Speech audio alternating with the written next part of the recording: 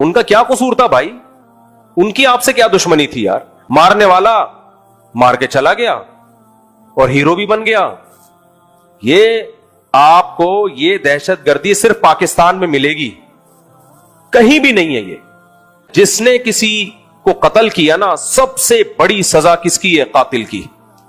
فجزاؤہ جہنم خالدن فیہا, جہنم اس کی جزا ہمیشہ رہے گا. وغضب اللہ علیہ, اللہ کا غضب بھی, اللہ کی لعنت بھی, اور بڑا عذاب اللہ نے اس کے لیے تیار کر کے رکھا ہے. اس سے بڑا ظلم انسانیت پہ ہو نہیں سکتا کہ آپ کسی انسانی جان کو قتل کر دیں. تو بات بات پہ فتوے بھی لگا دیتے ہیں, فلاں گستاخ, فلاں نے توہین کی, اڑا دو, پھوڑ دو, مار دو.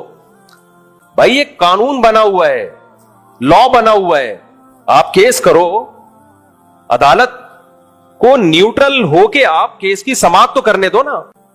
یہ چل رہا ہے پاکستان میں, اور یہ ہوائی باتیں نہیں ہیں, مشاہدے پر مبنی واقعات ہیں. کتنے بے گناہ لوگوں کو جیل کی کوٹریوں میں ڈال دیا, صرف اپنی ذاتی دشمنی نکالی, کوئی کیس بنا کے اس کے اوپر ڈال دیا. تو یہ ہو رہا ہے انسانی جان, اور مذہب کے نام پہ مار دو, مذہب کے نام پہ مار دو. انسانی جان کا قتل ہلکی چیز نہیں ہے, اس کے بہت سخت ثبوت ہونے چاہیے, اس کے بہت پاورفل ثبوت.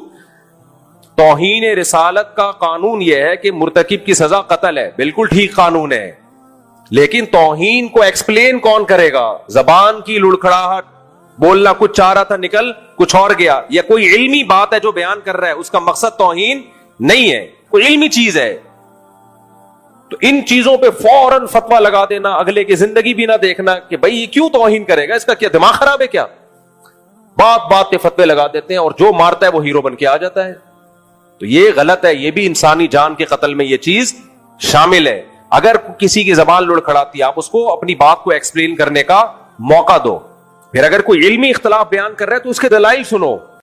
تو انسانی جان کا قتل ہلکی چیز نہیں ہے. اس کو ایسا نہیں ہے کہ جو اڑا دو اس سے کوئی جنت نہیں ملے گی. انسان کے لیے پورا گھر چل رہا ہوتا ہے کسی شخص سے, آپ نے اڑا دیا, اپنی ٹھڑک پوری کر لی اور ہیرو بھی بن گئے آپ.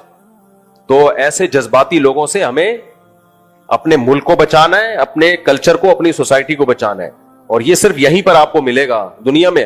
ہاں, جو واضح لفظوں میں توہین کر رہا ہے, ہمیں پتا ہے یہ شراب بھی نہیں پی ہوئی اس نے, دماغ صحیح ہے اس کا, جان کر, جیسے ملحد لوگ کر رہے ہوتے ہیں, کوئی تعویل نہیں بنتی ہے اس کی, اور کیس چلتا ہے, پتا چل جاتا ہے کہ بھائی اس کی کوئی دوسرا مطلب بنتا نہیں ہے, تو ٹھیک ہے, اس کے لیے تو قانون بنا ہوا ہے.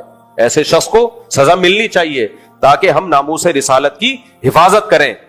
نبی صلی اللہ علیہ وسلم کی ذات اتنی ہلکی نہیں ہے کہ ہم لوگوں کو اجازت دے دیں جو منہ میں آئے اٹھائے اور جو آپ بکواس کرتا پھرے. تو میری اس تقریر کا یہ مطلب نہیں ہے کہ ہم اس کی کھلی چھوٹ دے رہے ہیں. میری تقریر کا مطلب یہ ہے کہ اس قانون کا غلط استعمال, اس پہ پابندی ہونی چاہیے. تو باقی قانون بذات خود ٹھیک ہے کہ توہین رسالت کی ہم کسی کو پرمیشن نہیں دیں گے, لیکن اس توہین کا فیصلہ کون کرے گا؟ عدالت. اور عدالت بھی دباؤ میں آ کے نہیں کرے گی, دونوں طرف کے دلائل سن کے وہ انصاف والا تجزیہ کرے گی. ورنہ عدالت پہ بھی دباؤ ہوتا ہے کہ تو نے اس کو سزا نہیں دی تو تیری گردن اڑے گی. یہ ہوا ہے, مجھے خود وکیل نے بتایا کہ میں نے 2 بے گناہ لوگوں کو اندر جیل میں کیا ہے, عمر قید کی سزا سنائی ہے, جبکہ مجھے پتا تھا کہ یہ مجرم نہیں ہے. کہہ رہے ہیں ان کو میں جیل میں نہیں بھیجتا تو میری لاش ملتی.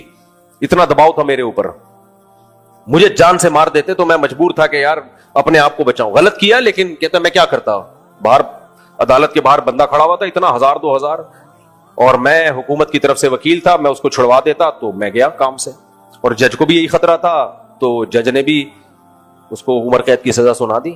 یہ بہت ہے, ایک نہیں ہے, جیلوں میں بھرے ہوئے ایسے لوگ.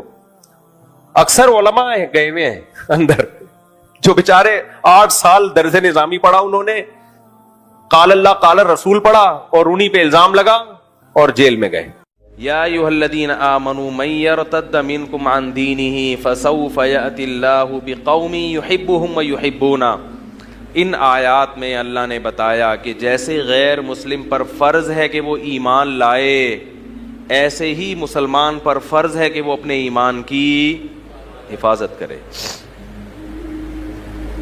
اس لیے اللہ نے فرمایا یا ایھا الذین آمنوا, ایمان والو, من یرتد منکم عن دینہ, تم میں جو بھی اپنے دین سے ریورس ہوگا, جو بھی اپنے دین سے پیچھے ہٹے گا, ہمارے حضرت فرمایا کرتے تھے کہ دین سے پیچھے ہٹنے کے مختلف درجات ہیں. اس میں تو اللہ نے بس یہ بتایا جو پیچھے ہوگا.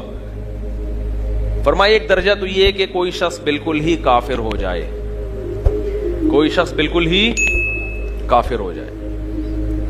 ایسا بھی بعض دفعہ ہو جاتا ہے, قادیانی ہو گیا یا یورپ گیا, امریکہ گیا, وہاں گوروں کا ماحول دیکھا, بڑے اچھے بھائی, بڑے زبردست اخلاق ہیں, تو یار یہ لوگ صحیح ہیں, ہم لوگ کیا ہیں, غلط ہیں, تو دین سے ہی. وہ ایک صاحب مجھے کل کہنے لگے کہ حدیث میں آتا ہے من غش فلیس منا. ان کو تو عربی تو نہیں آتی تھی, یعنی جو ملاوٹ کرے وہ ہم میں سے نہیں ہے. تو کہہ رہے ہم میں تو پھر کوئی بھی ہم میں سے نہیں ہے, ہم تو سارے کیا ہو گئے, پاکستانی تو سبھی ملاوٹ کرتے ہیں. تو میں نے کہا کچھ رپورٹ تو ایسے ہی معلوم ہوتی ہے. رپورٹ کیا ہے؟ کیونکہ ملاوٹ کرنے والا حدیث میں آتا ہے ہم میں سے, یعنی مسلمان نہیں ہے. تو میں نے کہا لگتا تو کچھ ایسا ہی ہے. تو جاتے ہیں, ان کے معاملات دیکھے, ان کے اخلاق سے متاثر ہوئے. خواب آ گیا. قادیانیوں کو خواب بہت آتے ہیں. جو بھی قادیانی ہوگا نا, آپ اس سے پوچھیں کیوں ہوئے, وہ کہے گا مجھے خواب آیا تھا, مجھے خواب میں یہ ہوا, مجھے یہ ہوا, مجھے فلانا ہوا, مجھے ڈمکانا ہوا, پھر کسی نے بتایا مرزا نبی ہے.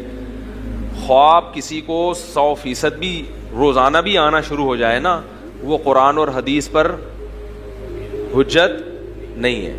شریعت میں پہلے قرآن و سنت ہے, خوابوں کا درجہ اس کے بہت بعد ہے. خواب نبوت کا 46واں حصہ ہے, جبکہ قرآن و سنت عین نبوت ہے. سمجھ گئے کہ نہیں سمجھ گئے؟ یہ خوابوں نے بڑے بڑے صوفیہ کا بیڑا غرق کیا ہے. جب انسان نیک بنتا ہے نا, تو اس کی تباہی خوابوں سے شروع ہوتی ہے, یاد رکھو. اس کو اچھے اچھے خواب آنا شروع ہو جاتے ہیں, اور وہ سمجھتا ہے کہ میں بالکل کیا ہو گیا ہوں, پہنچ گیا ہوں. خواب کو میں حقیقت ہے, لیکن اتنی نہیں ہے جتنی لوگوں نے بنا لی ہے. پہلے اعمال ہیں, اس کے بعد کیا ہے, ابے بول لو نا یار, خواب. لوگ بہت زیادہ استخارہ کر کے خواب آئے گا, پھر تو بہت ہی پروٹوکول دیتے ہیں اس خواب کو, بہت گراؤنڈ ریئلٹی کو نہیں دیکھتے, زمینی حقائق کو نہیں دیکھتے, خوابوں کو دیکھ رہے ہوتے ہیں. یہ خواب آیا کاروبار بہت چمکے گا, حالانکہ سب کہہ رہے ہیں بھائی نہیں چل رہا ہے یار, سردیوں میں کون برف بیچتا ہے بھائی, دسمبر میں برف بیچ رہا ہے. کہہ رہے ہیں مجھے کیا آیا تھا, خواب آیا تھا. ایک ہوٹل والا ہے, ہوٹل والا, اس کی دکان چل نہیں رہی تھی, اس نے کسی پیر سے تعویذ گنڈے لیے. دکان وہ اللہ نے ویسے ہی چلانی تھی, چل گئی بھائی, کبھی نہیں چل رہی ہوتی, کبھی تھوڑے دنوں میں خود بخود چلنا شروع ہو جاتی ہے. تو اب اس کو اس کے پیر و مرشد نے کہہ دیا دکان تو چلی ہے, مگر 10 بجے دکان بند کرنا ضروری ہے, اگر نہیں بند کی تو یہ کاروبار واپس ریورس ہو جائے گا. اب اس کے ہوٹل میں 10 بجے ٹھیک ٹھاک رش ہوتا ہے, مگر وہ پیر و مرشد کی وجہ سے کیا کر دیتا ہے, بند. مجھے کسی نے بتایا کہ اتنا رش ہوتا ہے, سب کسٹمر کو چھوڑ کے نکل لیتا ہے, کہ پیر صاحب نے کہا ہے کہ واپس. میں نے کہا جاہل ہے بیچارہ, فارغ آدمی, اس کو بولو کہ نہ اس پیر کے تعویذ گنڈوں سے دکان چلی ہے, اور نہ 10 بجے دکان بند کرنے سے کاروبار ٹھپ ہوگا. ویسے تو شریعت کا حکم ہے کہ